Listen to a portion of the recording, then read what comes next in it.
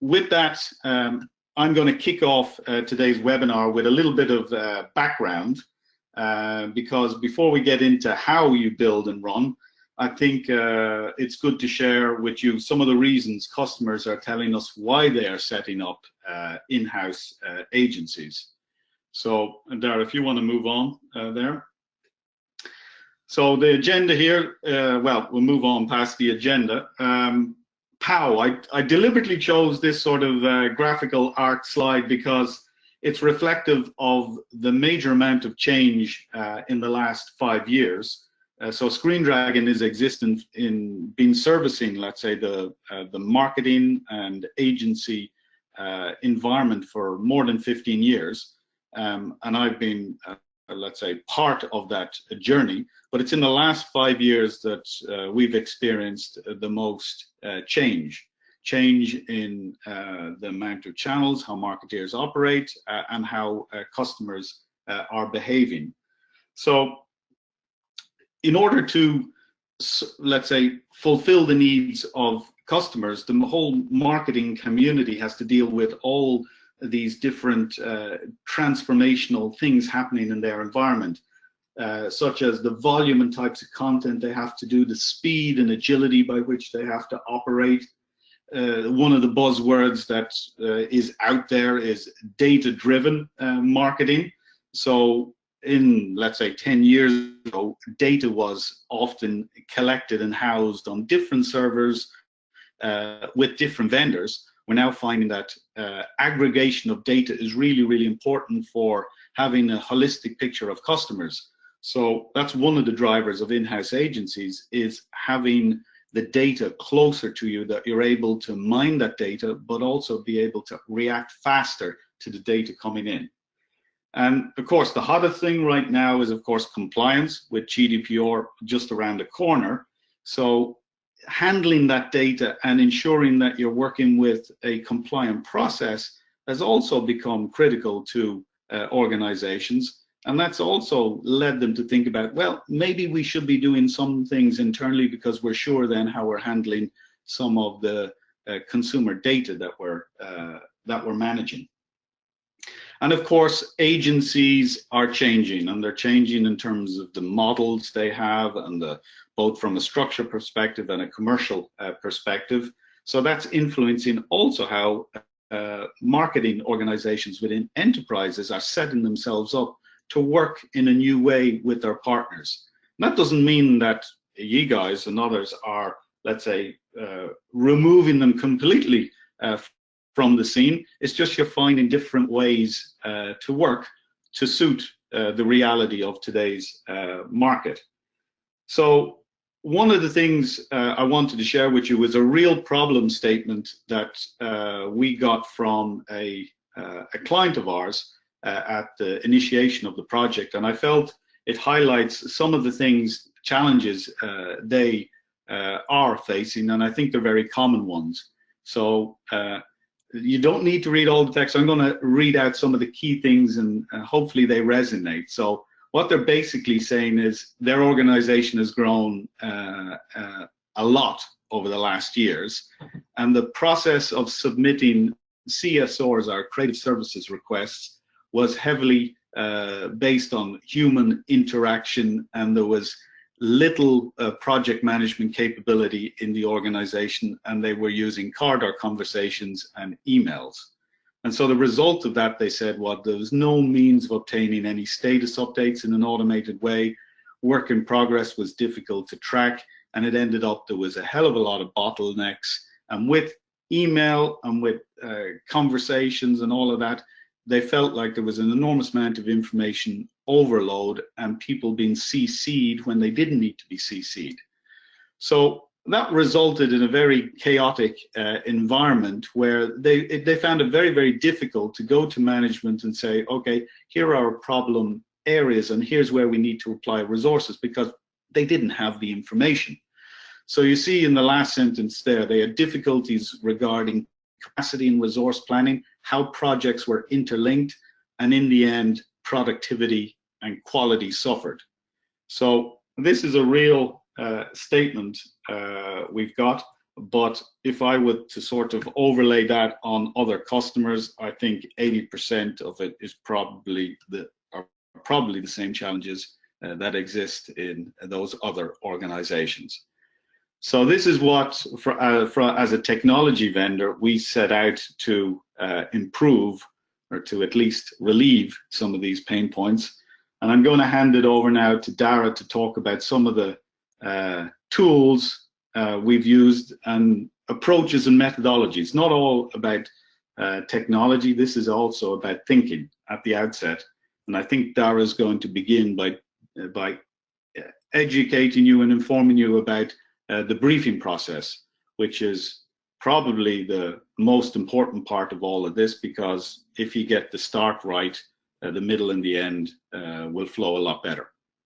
Okay, with that, Daragh, I'm going to hand over to you. Thank you, Fergus, and good morning or good afternoon, everybody. So I know we skipped over the agenda there quite quickly, but the plan is, as we're saying, we're going to start at the start, and that's going to be looking at the intake process.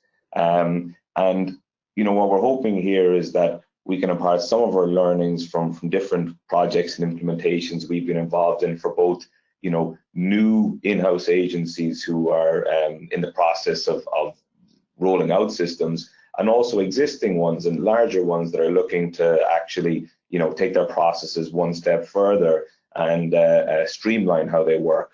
So we're going to start with the brief, and then we're going to look at ways how you can actually start getting more value out of your brief, and look at the concept of creating a kind of a standardized deliverable list, and then moving on from that, how you can actually, by just adding more information into that list, start actually getting metrics out of your system, where you can compare what the cost of doing something in-house would be versus doing it with an external agency. So what we're going to start with, as I said, is looking at the briefing process, the intake process. And you need a solid brief, a standard way for you know, people, your customers, your marketing team to actually request work from you. And if you think about how an agency works, you know, they won't start working on something until the rules of engagement have been fully defined with our client. They need to know what you want, when you're expecting them to deliver it by, and most importantly, you know, that you're going to sign off on the budget, the bottom line. And I suppose, why should an in-house agency be any different? So just thinking about, you know, intake methods, there's so many of them, whether it's people dropping over to somebody's desk to saying, can you do this for me? The most common one being email. And then in, you know, bigger organizations, you can have, you know, forms set up, whether it's a Word document form or a PDF form, forms for different types of projects, or even, you know, this concept of one form that sort of rules them all. But a hard copy brief like that in a document can never be as smart as a digital brief. It can never ask the questions, or, you know, it can never ask all the right questions or adapt to existing you know, answers that someone has provided to you. So what we're saying is that if you take your existing you know, Word document, PDF brief, and digitize it, it's going to deliver a lot more benefits from you, from, you know, standardizing that intake process, and also deliver a lot more about reporting, which is something we're going to talk about a little bit more later on. But it's not often easy. It's, you know, it can be one of the most difficult things from a change management perspective to roll out a briefing form like that. And one of the, you know, your marketer is your customer, and what you want to do is for the briefing form to work for everyone. You need to bring them along in the process. You need to keep them involved. And the main thing here is that it shouldn't appear like it's a stick or a way of saying no, or a way of making it harder for them to submit work to you. I mean, some of the benefits for the customer is that it should be quicker and easier for them to request work, because there's a standardized process for it. You're getting all of the information you need in the brief, so there should be less time going back and forth. And all of this ultimately will result in something getting out to them or getting out to the market quicker. And from a production or studios team perspective, because they're getting all the information they need, the briefs coming into them aren't kind of half-baked. And because, again, a standardized format, tracking, reporting, everything like that is more straightforward. But that's not to say that you can't ask some of the harder questions, such as, making people put down a realistic deadline of when they expect something by. And also, has somebody signed off on that? Is their budget available? So what I'm going to do now is just take you through one or two simple brief examples and talk to you about how you can actually, adapt and refine them as you start moving into a system to manage the intake process. So what you're looking at on screen is an example of a very simple briefing form. So you can see here, someone's asking for what's the name of the deliverable, when do you need it by, who are the key stakeholders involved, and here there's just check boxes saying what type of deliverables are you looking for. So it's very similar to a PDF or a Word document brief. So if people are used to working in a brief like that, just converting that into a system is a good starting point. But what you can do then is actually start learning from the initial briefs that start coming in. Figure out where the gaps are in the form. Where are you going back to people to ask them for more information? So if somebody's looking for an email template to be done up, have they given, we need a subject line for that. We need to know what distribution list it needs to be sent out to if we're doing it ourselves. Or if it's a banner for social media, what channels is it going to be published on? So the brief you're looking at on screen, if you took that one step further, because it's in a system, what you can do is say, well, okay, if you're looking for a static banner and some social promotional pieces, well then here are the different types of specs that for the social pieces. Pick all the ones you need. Same with the static banners.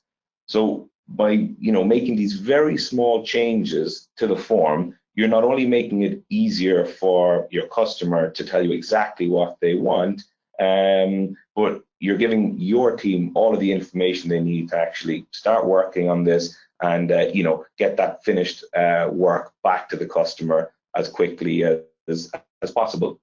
And part of streamlining the onboarding process is that when you're working in a system and you have all of this information collected in this way, when you actually create a project inside the system, the system can already know what process to follow, what tasks to bring in for the particular type of deliverable, the timeline, for example.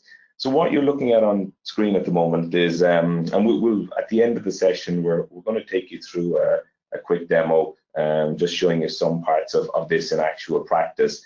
But this is what a project looks like inside in Screendragon. So this is a creative project. We can see our key milestones along the top of the screen and the different due dates or delivery dates for each of those different milestones. So because we're collecting so much information in the brief, we're giving the system the info it needs to actually go ahead and set this up, so that when the team actually get in here to start working on it, the correct people are assigned, as I was saying, we have our timeline in place here, and we have all of our brief information in one place. And you can just see down along the left here, there's other tools and modules around managing files, tasks, and approvals and everything like that. So once you have the basics up and running like that, it's really easy to start making the brief work even harder for you and for it to deliver more value. And our clients who do this best do it by creating a standardized deliverables list, which is really a way of supercharging their brief and also allowing them to get a whole lot more out of reporting. So what do we mean by deliverable list? Well, it's basically just a list of all of the work you do. So most in-house agencies do a huge variety of project types, one of the main reasons for often moving towards an in-house model is that you're doing a lot of repetitive work, reuse of existing assets, templatized work, very, very small jobs that can be quite expensive to go to an agency for, whereas doing them in-house is obviously much more cost effective. So how you actually go about creating that list is, it's a three-step process. So the first step is take that sort of big list of all of the different projects you do and write them down, everything from, whether it's your big creative campaigns to banner ads, brochures, even if, the studio is responsible for creating business cards for new people being onboarded into the company. The second step then is to categorize them. And this is both from is helpful from a reporting perspective, and also then when you see how we start using the information in a form in a minute. So what I mean by categorize them is almost kind of put them into buckets. So you might say, for example, we do brochures, we do posters, they all fall under the category of print. Where you can have multiple categories associated with things, and what it means is when you go to report on things, we've a lot more sort of data points to pivot on, so to speak. And if you think about it too, if you go to Amazon, for example, you don't have all the different products just under one list. Everything's categorized into different areas. Things fall under different headings as well, but it's just easier to actually pick them out of a list or a table, as you'll see in a second. And the last one, and it's often the one people kind of can get hung up on, is you need to size the different types of deliverables. So a good example we often come across is take something like a brochure. And if you were to say, okay, when we do, brochures for whether it's an event or something like that, we're doing, it's going to take the team probably a week all in to get that out the door. But that's if they had to create brand new creative, brand new designs, everything like that, new copy.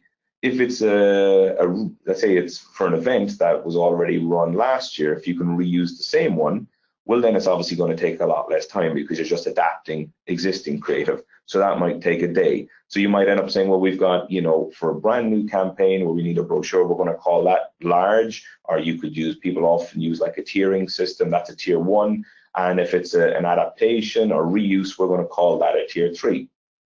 And there's lots of benefits of setting up a list like this. And, obviously when it comes to the briefing process, you can, it becomes even more standardized because you have a menu, a pick list, and everyone's on the same page. Your customers know what they're requesting, and you know exactly what they're looking for.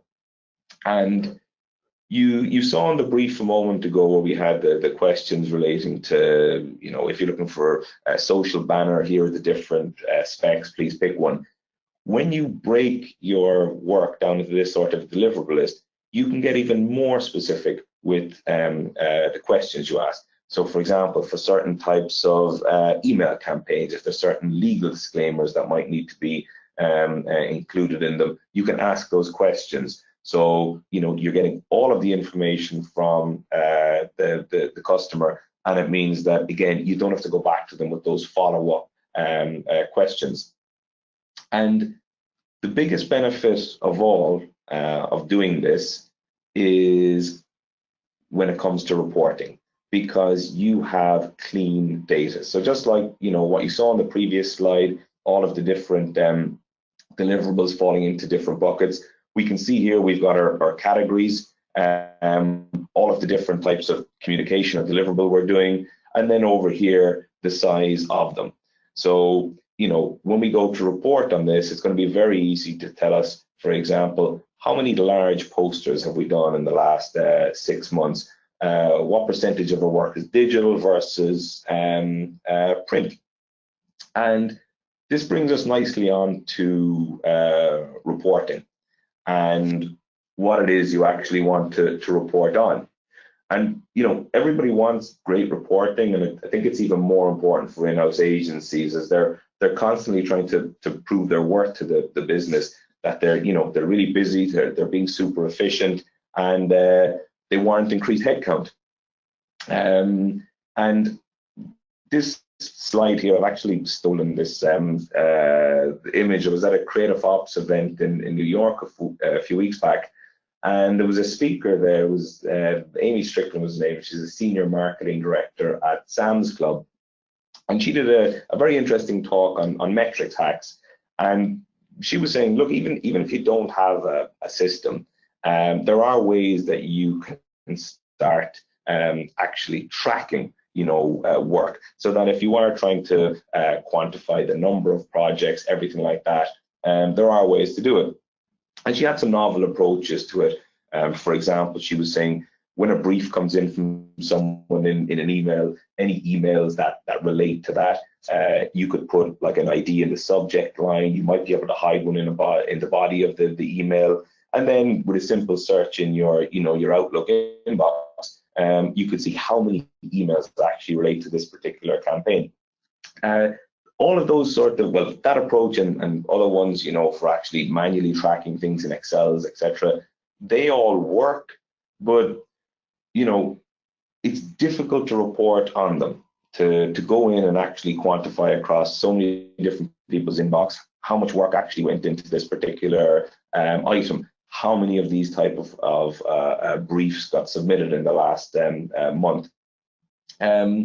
So when you have a smart brief in a system combined with a deliverables list, you can get at these type of metrics at a click of a button, whether it's looking at you know, cycle times for actually onboarding projects, SLAs around actually delivering on the project, how many rounds of revision there were, simple counts around categorizing the projects. It's much easier to do in a system. And, you know, if I just move on here, just to show you some example of some very simple reports that you can, you know, at the click of a button, pull in the system. You can set up templated canned reports so that information can be got at not only, you know, in real time, but you can actually start performing some analysis on it. So on a weekly basis, if you do need to pull these sort of metrics, much easier to get at and to obviously understand when you have them sort of graphically represented. So, you know, all of these different types of metrics here are great to have, but what we find with the in-house teams is that the Holy Grail is to really know how much money you're saving the business by doing work in-house versus getting an external agency to do it.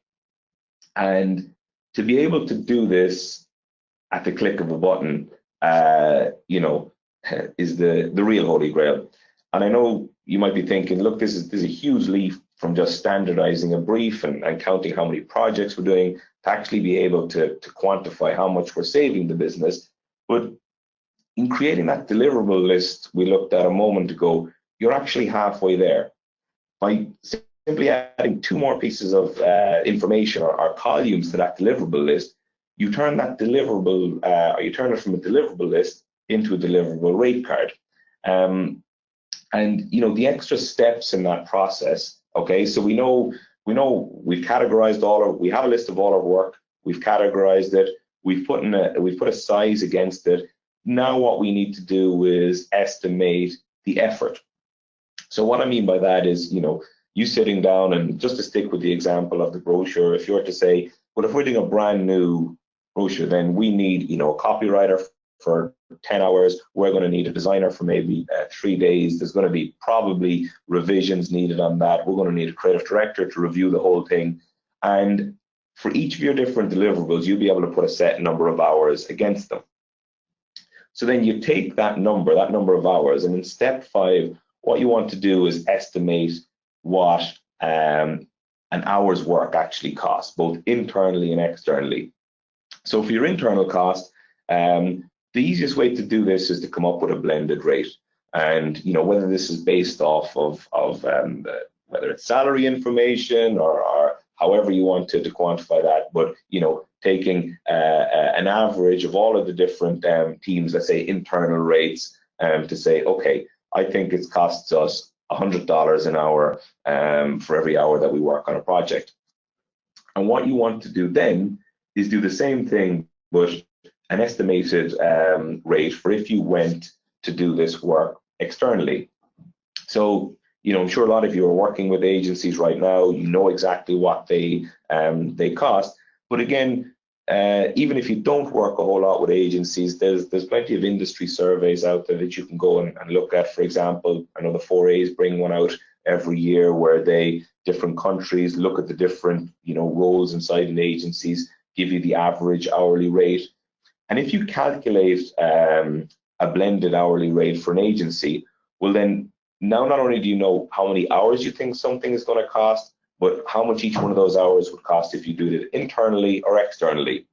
So just a really simple example would be, okay, our brochure, we think we're just adapting something that's going to take us 10 hours. If we do it internally, it's $80 an hour, so it's going to cost us $800. If we did it externally, they're going to charge us $150 an hour. At 10 hours is going to be $1,500. So straight away on a brochure adaptation, we're saving $700. And once you've, step 6 is obviously just plug this information into that list or that table. But once you've done that, you're ready to go. Your intake process is not only acting as a smart means of onboarding projects, but it's going to give you real-time metrics on how much you are saving the business that you can, again, access straight away and be able to, pull reports around things. For example, like by doing those 15 infographics in-house last year, we saved the business $50,000. And here's the data to back that up. So once you update as I was saying, the deliverable list, it turns itself into a deliverable rate card. And here's an example of what that would look like, where again, we've got our categorization here, we've got our different deliverable types, the size of them. So again, there's lots of different ways of doing that. Small, medium, and large. It can be tiers. We have clients who often call it things like this is new work, modification, adaptation. And we've got our dollar totals here for external cost, internal cost, and what those resulting savings would be. So there's, as well as that being one of the holy grails of implementing a deliverable list like this, by hooking that up to your briefing form, there's other big benefits too. And one of those is that you can actually use the technology to influence behavior. So not only how people request work, but what they're requesting by adding more information to that deliverable list, such as the lead time.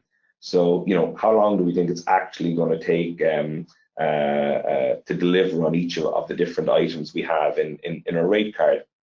So we've a really good client example of this, of just how, changing work streams and structures and implementing a deliverable like this can actually change behavior.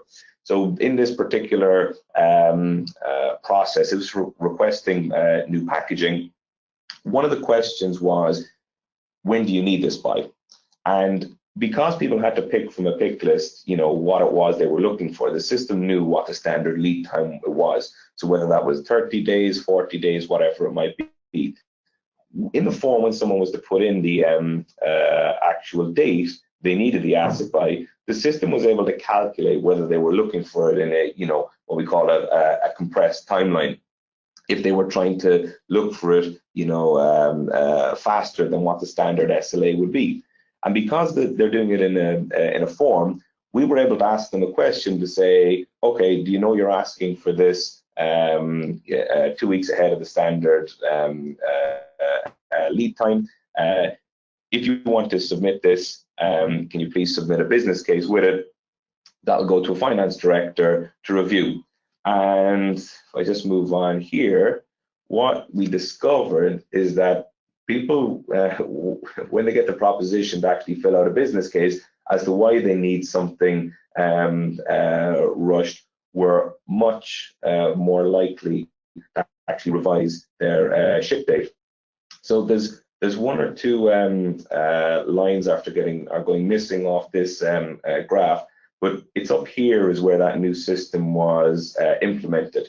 And if I can remember off the top of my head, the percentage of projects with compressed timeline, I think, was something around 40%. And you can see once the new system came in, so it came in, as you can see, just between February and March here, that percentage of projects where people were looking for work to be rushed started to drop, and it's now down around 20 or 25%. And you know, those type of projects still happen because you know, campaign gets initiated late, or it needs to just get into the market sooner than expected. So there are still those business cases going through, but now it's a case of, you know, people just don't say everything needs to be a rush job. And you know, if you here we go. That's what I was missing a second ago. So I was right. It went from 44% down to 23%, and over here is where that actual the new system was deployed. So if you do it right in the sense of setting up and implementing a great brief, it can be the catalyst or the trigger for even more hyper-efficient project management. And what we mean by that is that, you know, because you're collecting so much more information in your brief around what is being delivered, well, then you can actually start to streamline and make that sort of that onboarding process of new projects much more efficient. So, for example, rolling out a standard timeline. So anyone who's used to, you know, Microsoft Project, for example, will be familiar with a big task list like this and a whole load of dependent tasks connected together. But if the system knows something, if the system knows the type of project, the tasks that need to be involved in it, when it's starting, and what the lead time is, it can automatically build this for you.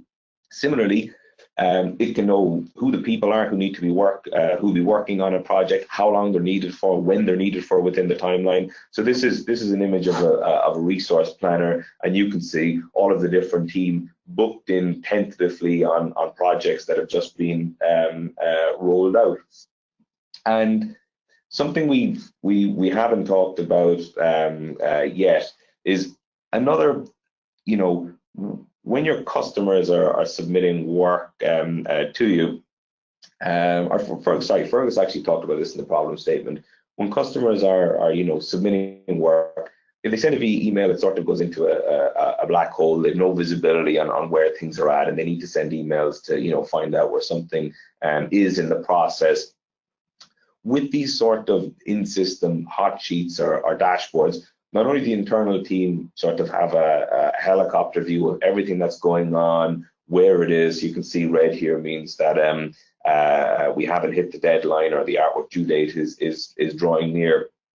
Not only can the internal team use this to track everything, your clients can use this to track, you know, the work they've submitted, where it is, and if there's something that they need to do. So if you've sent them an asset for review and you're waiting to hear back from them, and you know, behind each one of these individual briefs or projects in the system, because in your deliverable list you have a whole load of information built in around, you know, what the estimate, internal or external cost is. You have all of this real-time information around the forecasted cost, the estimated cost, and if you're time sheeting against projects, what the actual you know, burned amount is against that particular project. So before we move into the system, to show you some of those things that we went through in real life, Fergus, is there anything you want to add? Yes, Daragh, I have a few questions, but I think they're best left for after the demo, because it would be easier for you to explain them after the demo. They concern rework related to costings and how you cost something that could involve lots of different rounds of revision. Okay, no problem. So let me just Let me just get set up here, because I do have an example of that we can show. I'd first Okay. go ahead. I'll keep hold of the questions here. To those of you listening, send them through by all means. If you've got other ones, I've got 3 now, but I'll be picking out the ones to throw at Daragh. That's 1 for now. But go ahead, Daragh, and go through the flow. Sure. So this is an example of a typical in-house system where you can see along the top navigation here. We've got. Just to be clear, we can see that we're still on the slide. You're still on the slide. Still on the presentation deck, yeah. Ah, that's because I'm sharing the wrong screen. No. Yep. Okay, great. So let me just rewind this. So what you're looking at here, as I was saying, is a typical in-house system where in the top navigation we've got a dedicated section for the briefs that are coming in, and what you can do with your intake process is actually, create a workflow or a set of steps or approval stage gates that you want those briefs to go through before the team actually start working on them, to make sure that you have all of the right information from the client, and that you've resources available, the timeline is realistic. So each one of these line items here is a brief that's after being submitted. We can see the different names of them, who requested them and when. And if I wanted to add one to this list, I can pick which type of brief. Now, in the example I was showing to you, there was one brief, and you could say, it was kind of one form and it adapted. But sometimes if you do different types of work where they're very different, it's often easier just to set up different briefing forms. So in this example, there's a creative and digital brief. And if I open this guy up here, what I really want to show you in here is that this just goes a little bit further than the example I had. So you can see down here, there's a whole lot of blank space, and it's waiting for me to say whether I need packaging deliverables or not. And if I pick packaging deliverables, then it starts asking me about what markets this applies to. And if I pick, a particular market, or if I say it's customer specific, all the questions start to appear. So this is just an example of a digital brief, being a lot more, being smarter than a paper-based or hard copy brief, and how it can adapt. So that when someone is filling it out, you're not showing them, 101 questions. You're only showing them the questions that are relevant to them. So inevitably, it makes it easier for them to fill in. And you'll see there's red asterisks in some of these fields, which means they're mandatory. You can't submit a brief to us unless you give us this information. So again, it cuts down on that back and forth between the team and their clients. So if I was to click into one of these briefs, for example, just to show you what that sort of intake actual process looks like, we can see all of the brief over here, and they could have uploaded supporting artwork or ideas or whatever it is with it. And over here on the right, then we're able to see where it is within our intake process. So in this particular example, when a brief comes in, a project manager gets assigned to it, and they get an opportunity to review it. And once they're ready, so Fergus here is the project manager assigned to this. Once he's happy with it, he can hit a button to say, yes, we're going to onboard this project. We're going to set up a project workspace for the team to start working on. And if I just go into the projects area here, that's where the actual, let's say, the projects that the team are working on a day-to-day basis live. So this is their project, hot sheet, all of the different project names here, key information about each of them, key dates, what the category is, the type, all of that information is available here. And if I open this, so this is an example of one of those screens, or the project screen that I showed briefly during the presentation. This is very busy. This is quite an involved process with lots of different milestones and a big timeline built into it. It doesn't have to be that sophisticated. It can be 2 or 3 steps. And you can see down along the left here, if the team need to get access to the brief information, any files relating to this particular project are all housed in here. And the tasks and timeline are all built in here as well. And that's, again, where the team are actually working on it, uploading assets, reviewing them, getting them approved, and ticking off the task list as they go. But before, what I want to show you is the budget tab here. But before I do that, I just want to take you through a different sort of a briefing intake form, one that has that sort of a deliverable list built into it and the cost calculator, like we were going through in the presentation. So let me just jump into this guy. Let me close that. So actually, no, this is the briefing form, and there's 4 questions at the top here that the customer needs to fill in. Now, they typically wouldn't see all of this information here. This is kind of behind the scenes for the actual production team to manage. But here is the different categories of work we do. So, for example, print, PDF, and if I go in here, it says these are all the different types of print PDF we do. So if I pick brochure, for example, here is an example of one of those sizing methods. So again, we might have a brand new brochure that we need to set up, or else we could have one that we're reusing. And in this case, it's levels 1, 2, and 3. And depending on which level I pick, the internal cost is going to populate down here as to how much it costs us. So if we were doing a level 1, it's going to cost us $10,000. If we were doing a level 2, that's easier. So it's going to cost us $5,000. And what they're calculating here is the internal cost is $5,000. If we went externally with this, they would charge us $12,500. So we're actually saving $7,500. So during the briefing process, they're getting these metrics already. It's not a case of going back afterwards, looking at all of the different projects that are there and trying to calculate this. The system is doing it for them. And as I have this on screen, Fergus, it's probably a good time just to answer that question around how do you handle revision rounds. So typically, when if you're working with an agency and they're pricing work, they'll build in a set number of revision rounds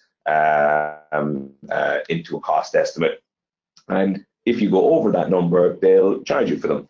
And it's typically a percentage of the overall fee. So, for example, each additional round is going to add 8% onto the cost.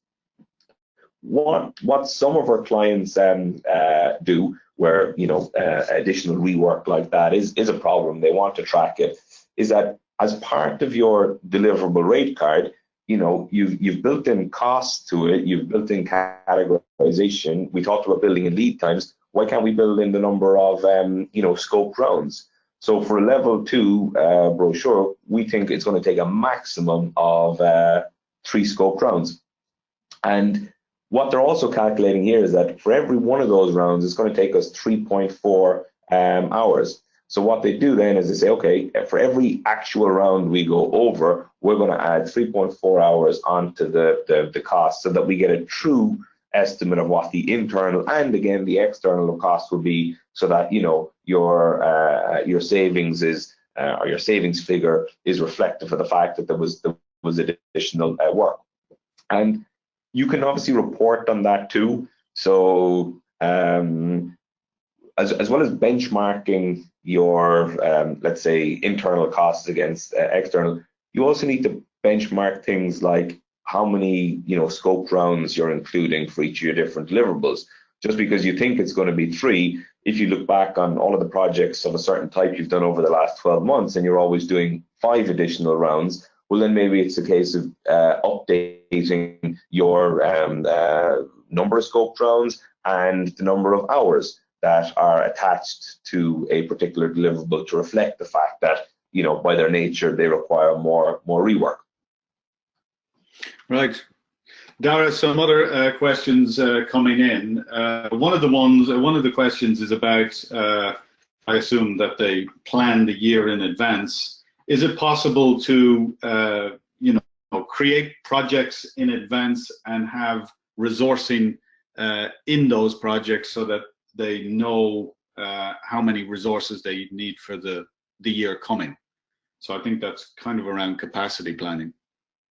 Are you able to tackle that one? Yeah. So let's say a lot of our clients in the briefing process, they would fill in a brief for projects that could potentially be coming up, whether they're actually building in staff plans to say if all of these projects come in, these are all the resourcing we would need. What the system can do is, if I just open up the resource planner here and just scroll down a bit so we can see a bit more content. When you create a project and you let's say you've resourcing attached to it, it's going to get plotted on your resource planner. But they're all of the, let's say, the projects that are active. What you can also do is those tentative projects that haven't actually been, let's say, activated yet, you can have those tentative bookings shown on the resource planner. So here are some examples. You can see for against our project managers, there are 2 items here. And if I just change this to look at a better, let's say, monthly capacity view, because that's how you'd be doing this, looking at the work planned in, for a particular timeline. Let me just get rid of all the filters here, which are just throwing off the data a small bit. So what we can see, for example, for our project management team in December, this sort of checkered color here, that means that, let's say, Fergus here is booked 29% of his time for December for a project, but we can tell at an actual role level that 26% of our PM resource is going to be booked there. Daragh, there's not a lot of dummy data in 2019, so you'd have to go back a bit to take a look at that. But I think we get the idea. This is a heat map of using all your years. Another question, Daragh, are the files in the platform, so that we're now looking at, are they referring to a DAM or are they hosted locally by Screendragon? Well, I can answer that one. They're hosted locally by Screendragon, but it doesn't mean that you can't use a DAM or another source. So let's say you're working on files in this area and that these are being developed in Screendragon. At the end of the workflow, you could say, I want to automatically send the complete files into a DAM system. Other clients ask us, hey, I have Google Drive, or I have Office 365, or I use Ignite in terms of file sharing. Would it be possible to be able to connect and use those as a file sort of storage destination? Yes, those things are possible. So integrations are possible. It's more you need to talk about your particular use cases. So that's that one. Daragh, another one that came in is also, I think it's related to permissions, is the stuff is produced in here, for example, they got printers or they got working with external agencies. How do they involve those without exposing all the details of a project? So how do you work really with people with a bit of a hands-off approach? Yeah, well, there's I suppose there's kind of 2 questions there, in the sense of if the marketing team are in the system and they're actually submitting briefs, you want them to be able to obviously track those briefs, but you might want them to sort of see inside the kitchen, see what tasks and files and everything like that are being done by carried out by the internal team. So you can restrict access that way. A lot of teams want all marketers to be able to see all other marketers' briefs because they learn from what are the other teams submitting or requesting, or maybe there's work that can be reused between them. When it comes to external agencies, so yeah, I mean all in-house teams, there's certain work or types of work where they might have the expertise in-house, so they want to bring in an external agency, and we do have clients who bring the agencies into the system and have them in there just as part of the production team. And again, if certain areas of the system need to be restricted down for what they can see, then that can be done. Okay. Another one in here, is it possible to share video materials for approval?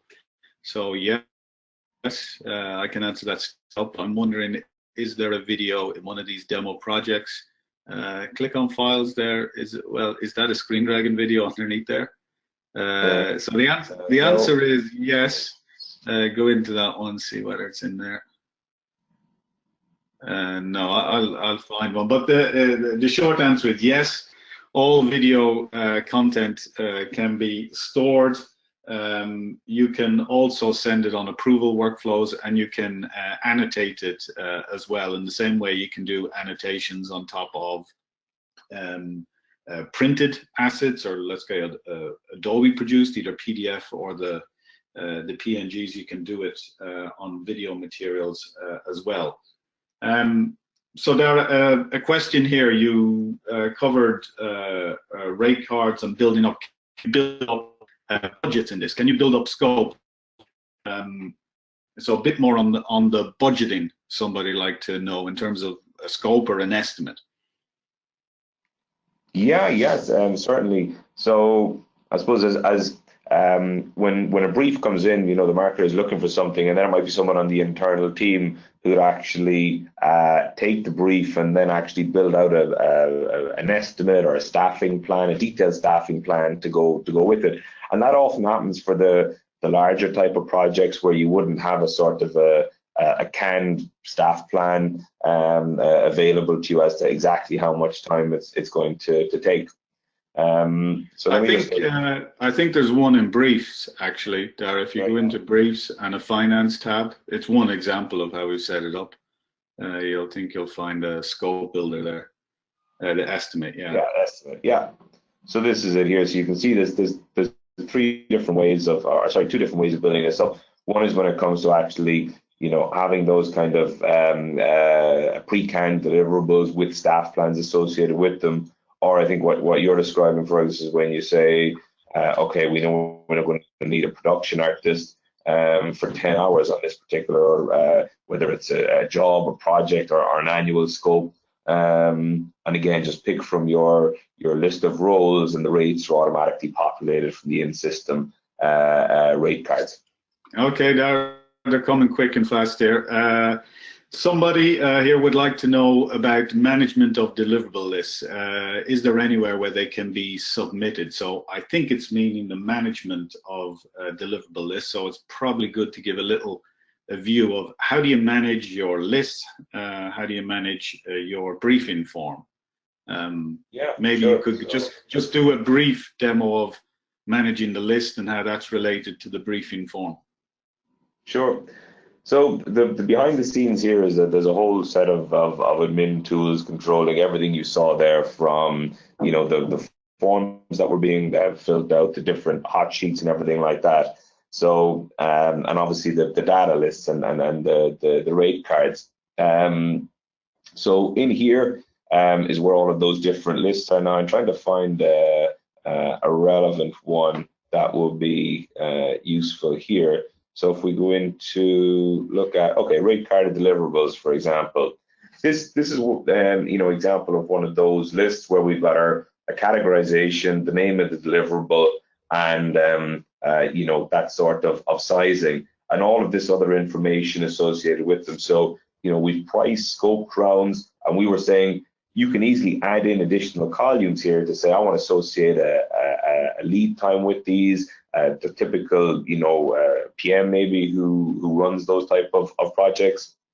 And most teams like to work in this in Excel. So you'll see there's an export button down here. They update it and they just ingest it back in, so it's easy to keep up to date. So that's related to the briefing form. Do you want to show then maybe a briefing form as often goes on a workflow? So it's submitted to creative ops. They reject it, whatever. How do they manage that? Processes change. So could you show an example of when things change, how do you manage it?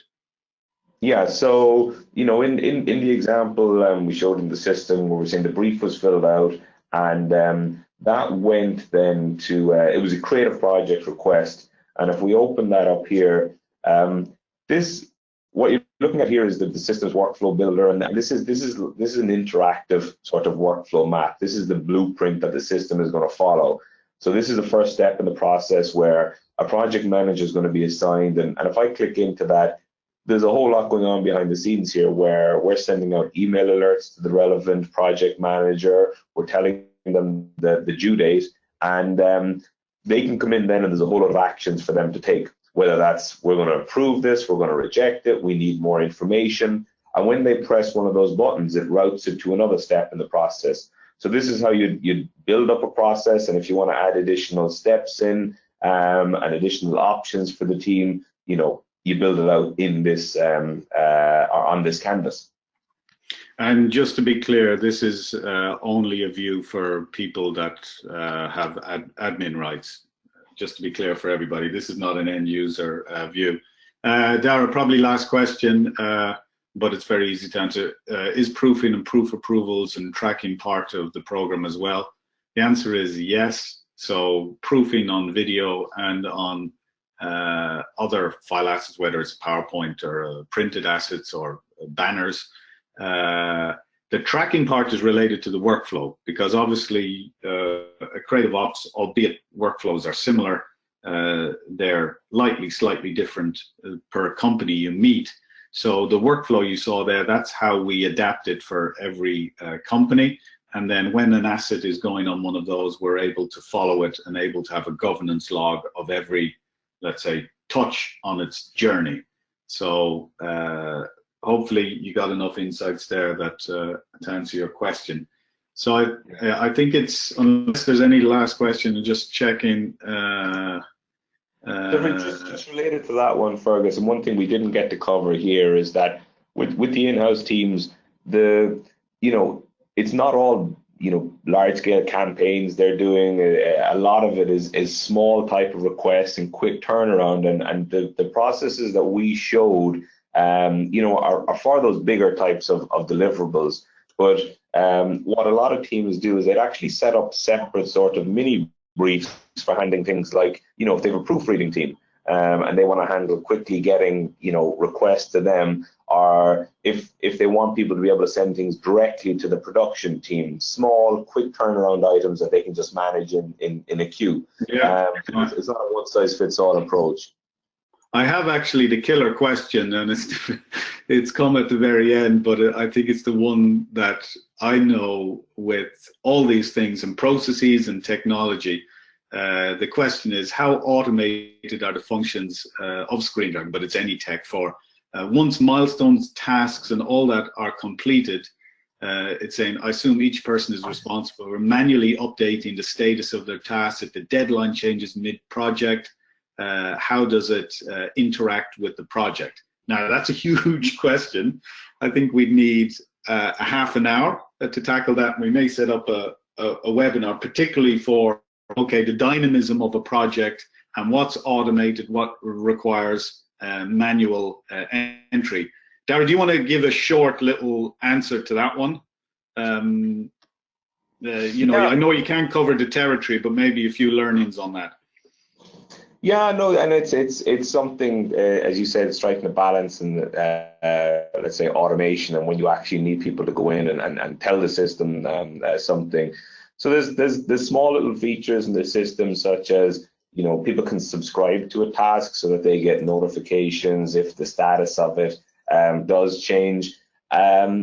Something that's become very popular is actually digest emails, so they can be personalized to each user, where they'll get a daily email where it'll say, here are the tasks that are just after going overdue in the last 24 hours. So you're kind of being a lot more specific about what you're alerting people about.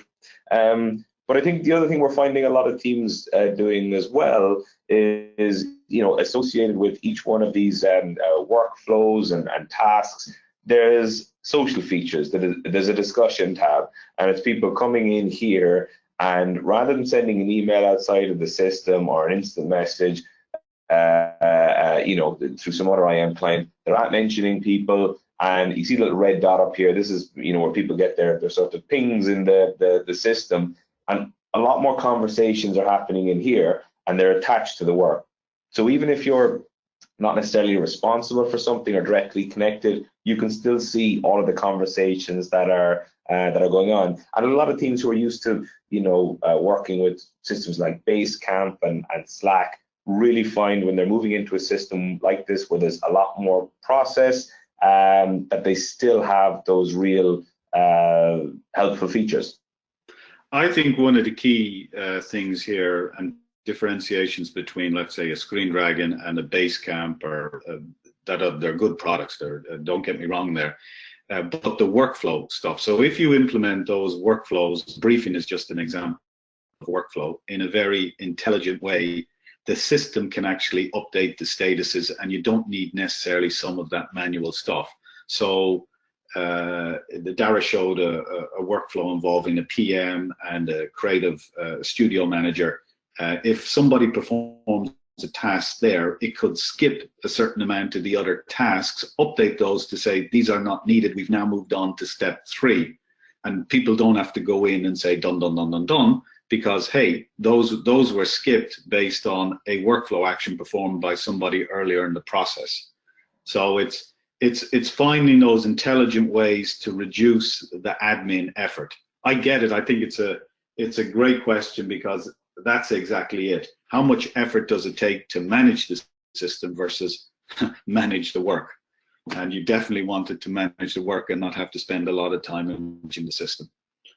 So with that, I thank you for, let's say, taking part in all the questions. There was a question about another webinar. We haven't got one planned, but I think we will. And if anybody's got ideas on what we should focus on after what you've seen, you know, please do share with us your ideas. We'd be delighted to tailor it to the needs of the market.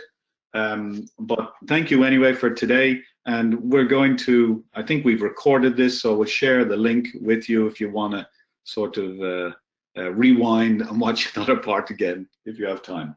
Thank you, and bye.